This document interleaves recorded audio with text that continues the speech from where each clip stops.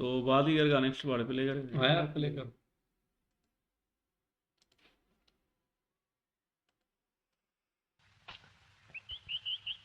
मुझे कभी कभी तो इस विक्की पर भी शक होता है। अच्छा, मैं चलता हूँ। हाँ इंस्पेक्टर, या सी यू, बाय बाय। प्रिया, कितनी बार नाम बुलाया? अच्छा विकी, हम्म। सगाई वाली रात जब मैं ड्राइंग रूम में आया था तो तुम किसी से फोन पर बात कर रहे थे। तुम कहना क्या चाहते हो? उस दिन मिस्टर मदन चोपड़ा की बेटी की सगाई हुई थी। इंस्पेक्टर करण, किसी ऐरे गहरे की नहीं, सैकड़ों फोन आए थे बधाई के लिए। And I am sorry inspector, मुझे मालूम नहीं था कि आप इंक्वायरी करने वाले हैं, वरना फोन कॉल्स की एक लिस्ट बनने वाले थे आपके लिए। आई एम सॉरी विकी, मैं तो यूं ही नॉर्मल इंक्वायरी कर रहा था। वैसे तकलीफ के लिए माफी चाहता हूं। नॉर्मल इंक्वायरी, 3 खून हो गए, सारा भी नॉर्मल इंक्वायरी।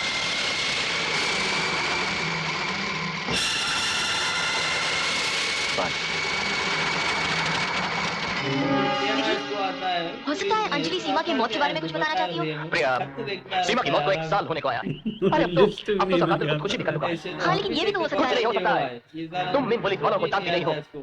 अपनी रोजी रोटी के लिए गड़े हुए मुद्दे उठाते फिरते हैं ये लोग। प्रिया, प्रिया आई एम सॉरी प्रिया। प्रिया, मैं कितना खुश था कि हमारे प्यार ने तुम्हारे दिल से सीमा की मौत का गम भुला दिया है। लेकिन इस कमबख्त ने तुम्हारे सूखे हुए जख्म को फिर से हरा कर दिया।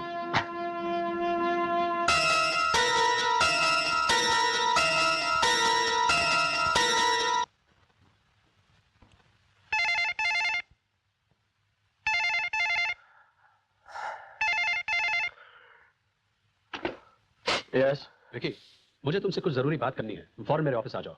और देखो जल्दी आना, मुझे 5 मिनट में एयरपोर्ट के लिए निकलना है। हाँ जी, मैं अभी आया।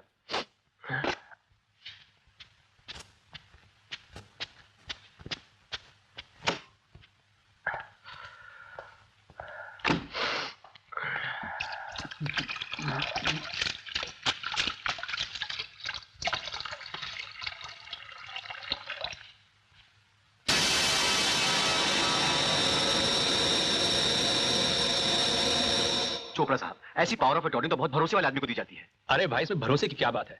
और विकी अब कोई गैर नहीं, हमारा होने वाला दामाद है। अच्छा तो चोपड़ा साहब, मैं चलूं?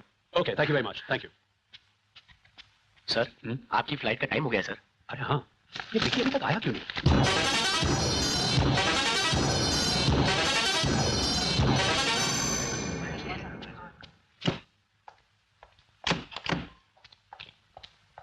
विकी, विकी,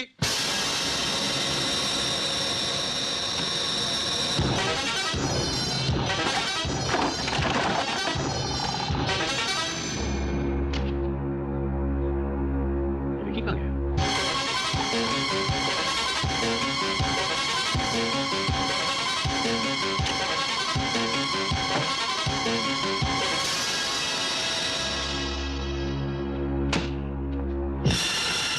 तुम यहाँ हो? मैं तुम्हें कब से ढूंढ रहा हूँ। सॉरी सर, मुझे आपकी आवाज सुनाई नहीं दी। नेवर माइंड, आओ मेरे साथ। लंदन के कॉन्फ्रेंस के बाद मुझे टेक्निकल कोलैबोरेशन के सिलसिले में जर्मनी जाना होगा। जी। वहां मुझे काफी वक्त लगने वाला है, इसलिए मैंने तुम्हारे नाम ये पावर ऑफ अटॉर्नी बनवाई है। इससे तुम मदन चोपड़ा की तरह कंपनी के हक में कोई भी फैसला कर सकते हो।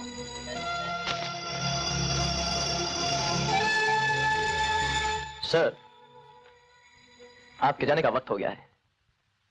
अरे हाँ, okay Vicky, all the best. All the best to you. I am sure you do good job. Thank you. चलो देसाई।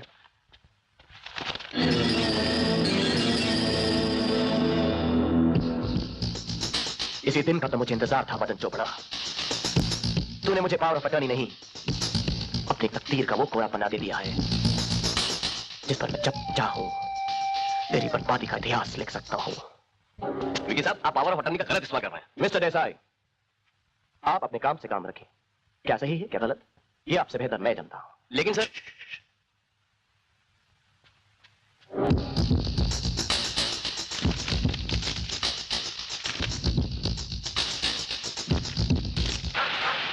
जानी, जानी, जानी।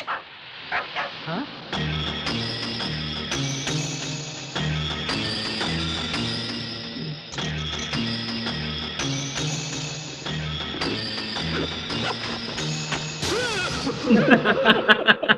बढ़ती हुई अपराध की घटनाओं के बारे में आज सुबह बंबई के पुलिस कमिश्नर ने पत्रकारों को बताया कि प्रभावित इलाकों में पुलिस की गश्त बढ़ा दी गई है और पुलिस के कांस्टेबलों को भी राइफल्स दिए जा रहे हैं। एक और घटना में पुलिस रिपोर्ट के अनुसार जो लाश चौपाटी पर एक बड़े सूटकेस में पाई गई थी वो हिलटॉप होटल की एक महिला कर्मचारी की थी।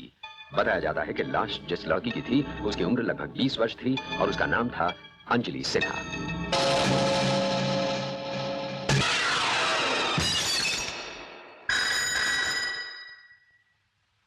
हेलो इंस्पेक्टर करण स्पीकिंग। मैं प्रिया बोल रही हूँ। मैंने अभी टीवी पर देखा कि अंजलि की लाश बीच पर मिली है। मुझे पता है और उसी सिलसिले में मैं तुमसे बात करने के लिए तुम्हारे घर ही आ रहा था। नहीं करण, तुम यहाँ मत आना। मैं नहीं चाहती कि विकी और पापा को इस बात का पता चले। तो फिर कहाँ मिलेगा? तुम एक काम करो, तुम मुझे अभी सान इंसान की कॉफी शॉप में मिलो। Okay okay, bye. Bye. Hi bro. अरे क्या बात है, तुम बहुत परेशान नजर आ रही हो। किसका फोन था? मेरी एक सहेली का फोन था। हाँ। मैं उसे मिलने उसके घर पे जा रही हूँ। चलो मैं तुम्हें उसके घर छोड़ देता हूँ। कोई बात नहीं, मैं खुद चली जाऊंगी। मैं जरा चेंज करके आती हूँ।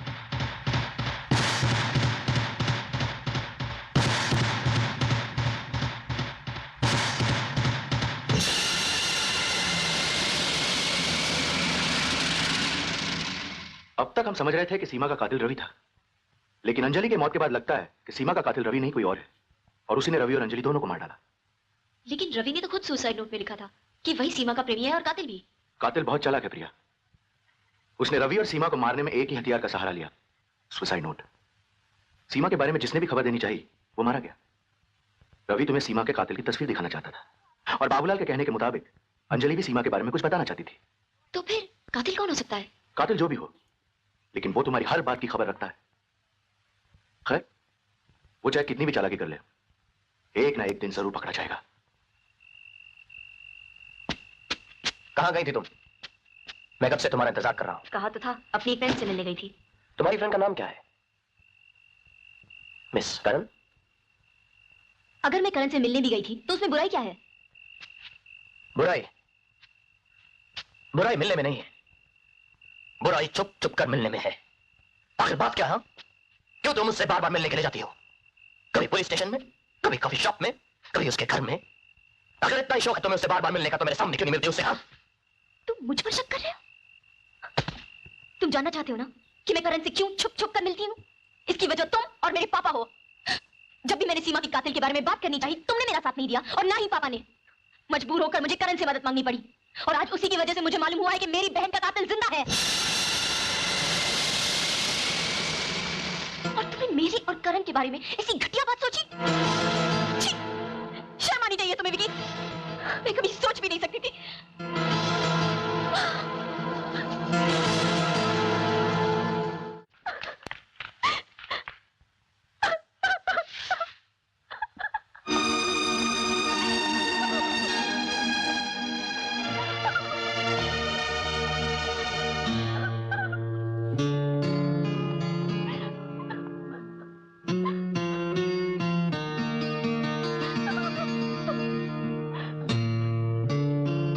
आई एम सॉरी प्रिया।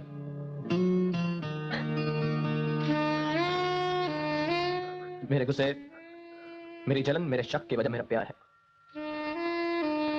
मैं तुम्हें बेइंतहा प्यार करता हूं प्रिया। इतना प्यार कि अगर किसी की नजर भी तुम्हारे चेहरे पर रुकती है तो मेरा खून खौल उठता है। और आज एक पल के लिए मेरे दिल में तुम्हें खो देने का डर आ गया, और शायद इसलिए न जाने में तुमसे क्या क्या कह गया। तुम मेरी मोहब्बत ही नहीं, मेरा जुनून हो प्रिया। मैं तुम्हारे बिना जी नहीं सकता। विकी, अब कभी अपने प्यार पर शक मत करना। मैं तुम्हारी हूँ, सिर्फ तुम्हारी। तो चलो आज की शाम हमारे प्यार के नाम।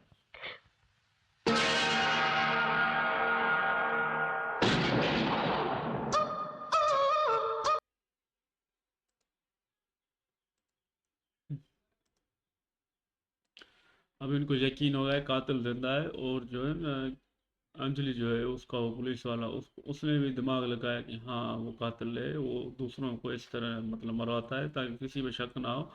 और फिर जो है ना ये किंग खान भी गुस्सा हो, यानी शक कर रहा है तुम नहीं जाओ। और मदन चोपड़ा है ना, उसने भाई दे दिए कागजात ना सारे भाई, तो ये मुझे अच्छा लगा था, ये मजा आएगा। हाँ, मदन जबड़ा खुद ही दे दिया भाई, ये तुम्हारे हाथ में पावर है, अभी जब भी दिल के आए ना वो फैसला ले लो। तो ये किंग खान भी जल्दी जल्दी सब कुछ कर रहा है भाई, किंग खान भी बड़ा तेज हो गया है ना।